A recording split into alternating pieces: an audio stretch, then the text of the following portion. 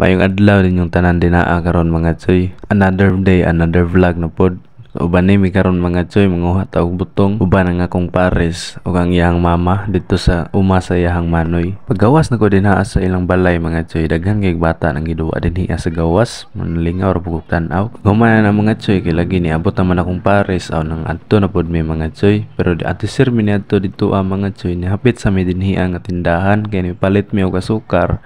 Kaya mo ibutang sa butong. Timingan po na mo pagpalit o kasukar din hiya mga choy. Kaya naa po ning mga ituya. Pagkahimos biya kayo. Isa pa nakajakpat pagid may mga choy kay barato kay lang sukar ito. Dali ra pud kay mi dito mga choy mo nang paghuman na magpalit nilargo na misadto silang uma. Dili ra pud noon kay tantong layo mga choy mo nang dali ra mi nakaabot dinhi. Wala lang kay namo gisulod ang among motor mga choy kay dili naman kay masulod gyud dito sa ilahang payag-payag mo nang dinhi ra namo gibilin. Gabaktas lang mi ani padulong mga choy, padulong sa ilahang payag-payag. Dili mo pud kay sa delikado baktasan mga choy kay limpyo man. Lahi ra gyud mo bati mga choy no, basta nature na gatong lagan kay grabe magud ka peaceful mga choy, basta nature na gani. Dali ra pud ko nakakuha butong ana mga choy kay kabuton ra man ang lubi dinhi. Pag humana to kuha ana mga choy aw syempre batakon gyud na sa tong pares dinha bisag dili siya kabalo, bahalag mga samad na. Lahi ra gyud biya mga choy ang imong pagpaningkamot basta gusto gyud nimo mukaon anang butong. Kataw-katawa pa na siya dinha mga choy, pero muna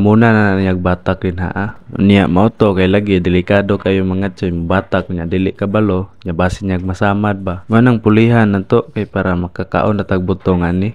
Kayo siya magbatak tanan na perting langan na kay mga choy. Dugay kay ta kakaog butong. Bawang gigusla na ta. Gadala po dahil may 1.5 ana nga basyo mga choy kaya among butangan sa sabaw kay para dili gid siya masayang ba. Unya napatay madala sila ang balay kay daghan pa may moinom ana ug sayang-sayangan nato. Kay talagsar gid biya ta makakaon og butong ug makainom og sabaw ani mga choy mo nang dili nato sayang-sayangan. Unya kay nahuman naman ta og batak dinha mga choy, dili po nato kalimtan nga mukaon gid ta og butong. Kay mo may purpose atong pagpanguha. Lisod pod manguha arta nya watay kanon. Ingon ana ang tirada sa kong pares mga choy. Ang butong butangan niya og sabaw nya butangan niya sukar. Lami gid pod siya mga choy.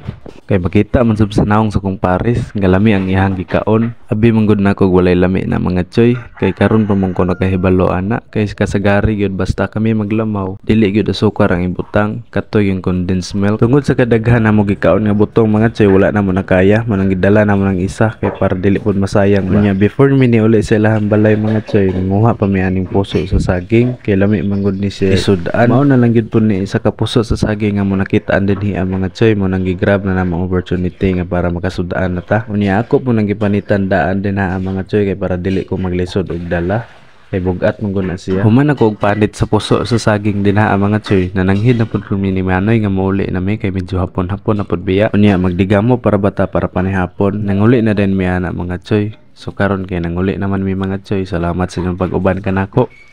See you on my next video mga ka-chuyans.